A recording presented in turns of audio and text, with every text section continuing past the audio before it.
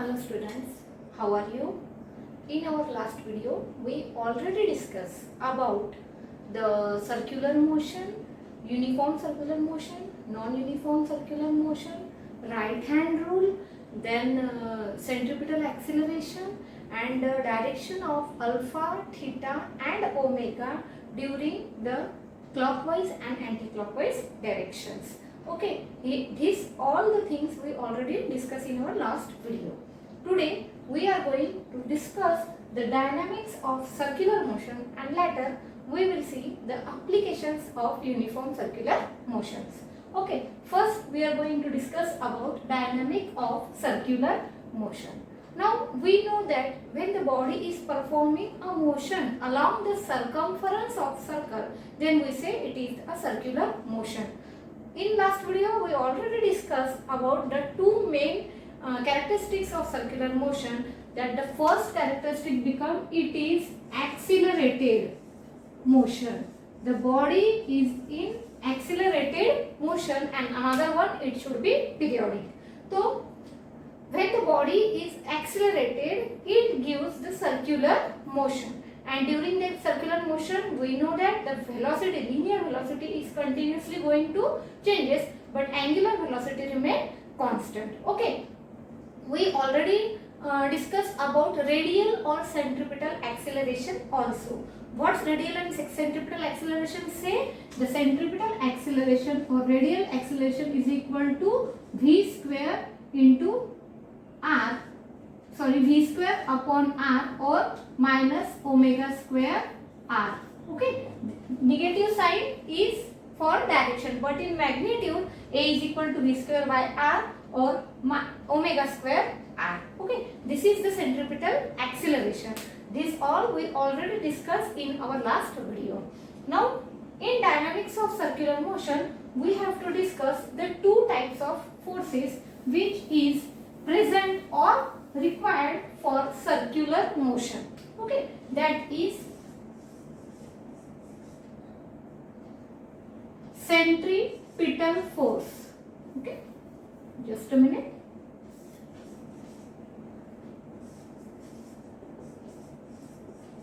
Centripetal force and another one is centrifugal force.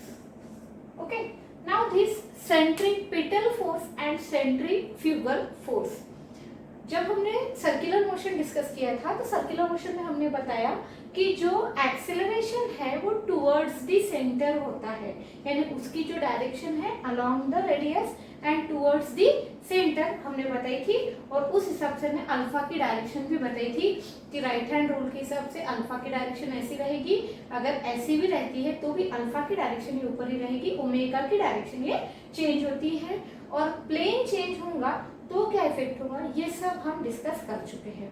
अब एक दिमाग में हमें हमेशा रखना है कि अगर बॉडी सर्कुलर मोशन परफॉर्म कर रही है it means there should be centripetal acceleration. और ये सेंट्रीपिटल एक्सेलरेशन होगा कैसे? अगर मैं ये बॉडी बोलूं कि मैं ये रेस्ट में है, न्यूटन्स का लॉ क्या कहता है, जब तक हम इसे एक्सटर्नल फोर्स अप्लाई नहीं करते ये बॉडी मूव नहीं होंगी। अब मैं किस तरह से इसे फोर्स अप्लाई करती हूँ उस तरह से इसका मोशन हो सकता है। अगर मैं इसे इस तरह से मोशन करूं तो देखिए ये लीनियर मोशन हो चुका है, मैंने यहाँ फोर्स रखा, यहाँ से मैं इस तरह से अप्लाई कर रही हूँ तो फोर्स के डायरेक्शन में मोशन हो रहा है। ओके, अगर मैं इसे रोलिंग मोशन दूं तो ये रोल होते हुए फोर्स से मोशन हो रहा है, देखिए एक लीनियर था अब ये रोलिंग हुआ है। अगर मैं इसे यहाँ से फोर्स अप्लाई करूं तो ये यहाँ से इस तरह से फोर्स अप्लाई करेगा। मतलब कोई भी बॉडी को अगर मोशन में लाना है तो हमें सबसे पहले उस पर एक्सटर्नल फोर्स अप्लाई करना होगा। अब जब हमने कहा कि बॉडी सर्कुलर मोशन परफॉर्म कर रही है तो सर्कुलर मोशन परफॉर्म करते वक्त वो बॉडी पे सेंट्रीपिटल एक्सेलरेशन है, वो बॉडी एक्सेलरेट हो रही है, यहाँ तक हमने पढ़ा।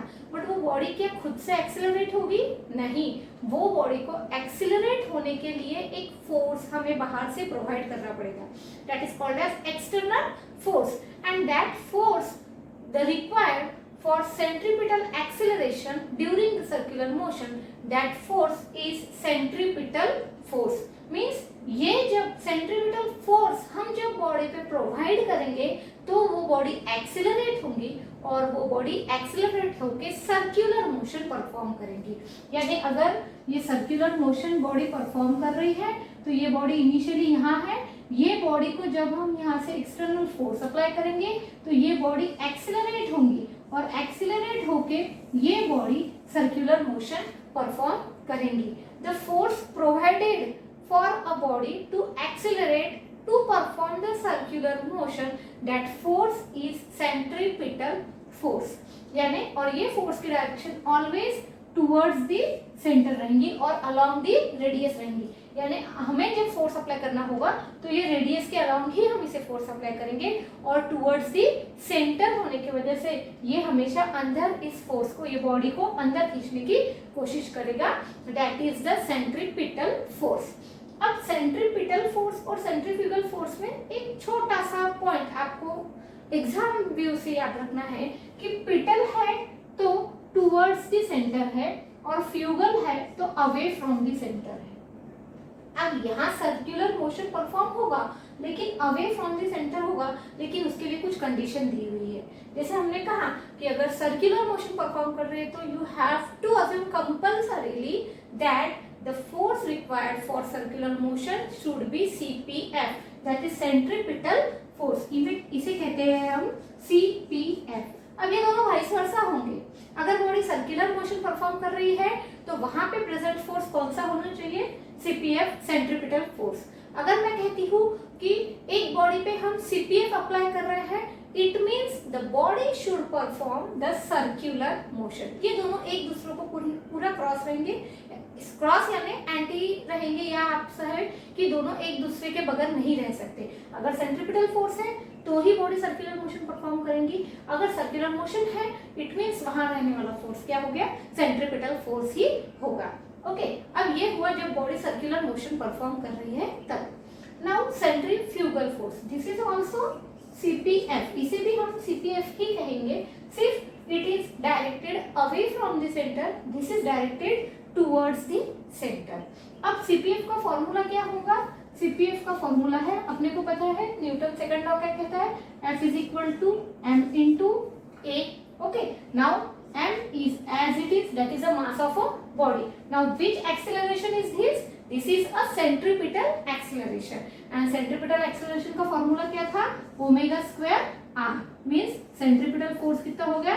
m r ओमेगा स्क्वायर और m v square by r। अगर हम a की वैल्यू अगर v स्क्वायर बाय r लेते हैं तो सेंट्रीपिटल फोर्स हो गया m v square by r या फिर m r ओमेगा स्क्वायर।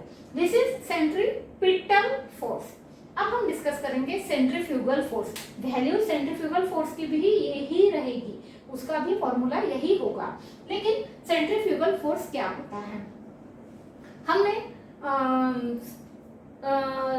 जब हम वैकेशंस रहते हैं तो हमने देखा है कि हमारे गांव में या सिटीज में गेम्स आते हैं, गेम जोन जिसे हम बोलते हैं, जहाँ आकाश पालना और ऑल दी स्लाइड्स वगैरह, जैसे मौत का कुआं, कुछ शोज आते हैं सर्कस के जैसे, तो ये सब चीजें आती हैं। जब ये आती है तो हम दो तरह के आकाश पालने वहाँ स्पेशली देखे जाते हैं। एक total vertical circular motion perform करता है और एक हॉरिजॉन्टल सर्कुलर मोशन परफॉर्म करता है। हॉरिजॉन्टल सर्कुलर मोशन जो रहता है वो एग्जैक्टली ऐसा प्लेन नहीं रहता है, थोड़ा सा ऊपर नीचे एक साइड से रहता है ताकि वो पूरा स्लोप आपको दे सके। लेकिन अभी एग्जांपल जब हम अज्यूम कर रहे हैं तो आपको एक सिर्फ हॉरिजॉन्टल सर्कुलर मोशन परफॉर्म करते हुए आपको अज्यूम करना है और उसका प्लेन पूरा स्ट्रेट है, ऐसा ही हमें हॉरिजॉन्टल है ऐसा अज्यूम करना है।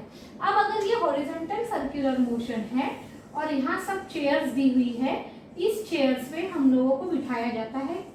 ओके, अब ये चेयर्स को बिठाने के बाद ये चेयर्स पूरी ऐसी कनेक्टेड होती है। Now okay, this is a horizontal circular motion, इस तरह का प्लेन है और ये अब इस तरह से मूव होगी। अब initially just during the starting position जब ये रोटेट होना स्टार्ट करता है तो क्या होता है कि वी फील, हम जब अंदर बैठे हुए हैं तो हमें फीलिंग होता है कि हम ये पाथ से बाहर जा रहे हैं। मतलब हमें बाहर फेंका जा रहा है, आउटवर्ड साइड में हम पुल किए जा रहे हैं, ये हमें फीलिंग होता है। कब? जब इनिशियली आप उसे स्टार्ट करेंगे। जैसे कि हम बस में बैठते हैं और बस में बैठने के बाद जब बस टर्न लेती है तो टर्न लेते वक्त जिस साइड से वो टर्न ले रही है उसके अपोजिट डायरेक्शन में हम बाहर फेंके जा रहे हैं, हम वहां से सिरक रहे हैं, ये हमें फीलिंग होता है। That is nothing but the centrifugal force. कब होगा? जब ये बॉडी का resultant force should not be equal to centrifugal force. जब तक यहाँ के इंटरनल फोर्सेस जो है, रेस्टोरिंग फोर्सेस बोलो, रिजल्टेंट फोर्स बोलो, जो इसको अप्लाई कर रहे हैं, जो ये रोटेट कर रहे हैं, इसमें हमारे बॉडी का वेट, उस स्ट्रक्चर का पूरा वेट, जब तक इस पे अप्लाई होने वाला पूरा फोर्स जब तक सेंट्रीफ्यूगल फोर्स के अपोज में इक्वल नहीं होता है, तब तक हम ऐसा फील करेंगे कि ये हमें अवे कर रहा है फ्रॉम दी सेंटर, हमें बाहर फेंक के जाने जैसी फीलिंग होती है। लेकिन जब resultant force, when the resultant force should be equal to this centrifugal force, then जब ये एक यूनिफॉर्म मोशन में आ जाएगा, थोड़ी देर बाद जैसे हमने कहा कि इनिशियली हम फील करेंगे कि हमें बाहर फेंका जा रहा है, लेकिन कुछ देर बाद इसकी स्पीड कांस्टेंट हो जाएगी और ये कंटिन्यूअसली बस एक पर्टिकुलर स्पीड में रोटेट होगा, यानी यहाँ यूनिफॉर्म सर्कुलर मोशन शुरू हो जाएगा। जब यहाँ यूनिफॉर्म सर्कुलर मोशन होगा उस वक्त ये रिजल्टेंट फोर्स ये सेंट्रीफ्यूगल फोर्स से इक्वल होगा, और उसके बाद अगर आपने आंखें बंद की तो you will feel that you are in rest position. Understand what I am saying? When resultant force is equal to centrifugal force, then you will feel that during the motion also you are in rest position. But अगर ये uniform circular motion set नहीं होता है, यानी जब तक CCF ये resultant force के इक्वल नहीं आएगा, जब तक आप फील करेंगे that you are moving away from the center. This is the centrifugal force. अब centripetal force that is towards the center for performing circular motion, and when resultant force is equal to centrifugal force, then the body is performing uniform circular motion. If it is not equal, then you will feel that you are moving away from the center. That force is called as centrifugal force. In magnitude, both are same, have the same formula, only the directions are opposite. Petal means towards, fugal means away. Petal means towards, fugal means away. Here you have to remember the word petal, fugal. Okay? T for towards, A for away. Means whenever in your notebook you are writing the spelling of centripetal and centrifugal, I am giving you the tricks to remember the things or remember the terms without confusion. This is my personal attention towards to avoid the confusion for students during the examination period. So whenever you are writing the spelling of centripetal and centrifugal in your notebook, then you have to write in such manner like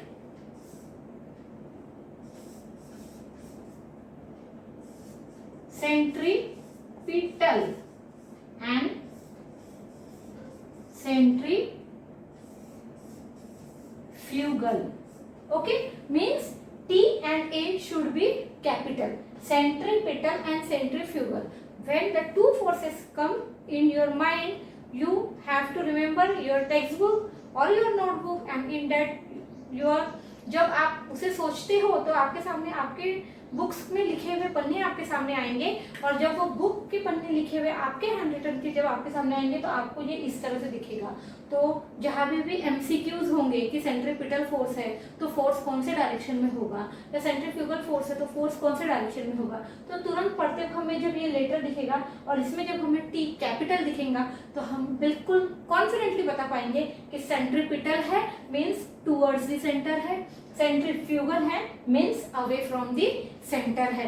always both force are along the radius, but centripetal is towards the center and centrifugal is away from the center. Both have the formula mr omega square or mv square by r. both have the same formula. Okay, this is about centripetal and centrifugal forces that are the dynamics of circular motion. Okay.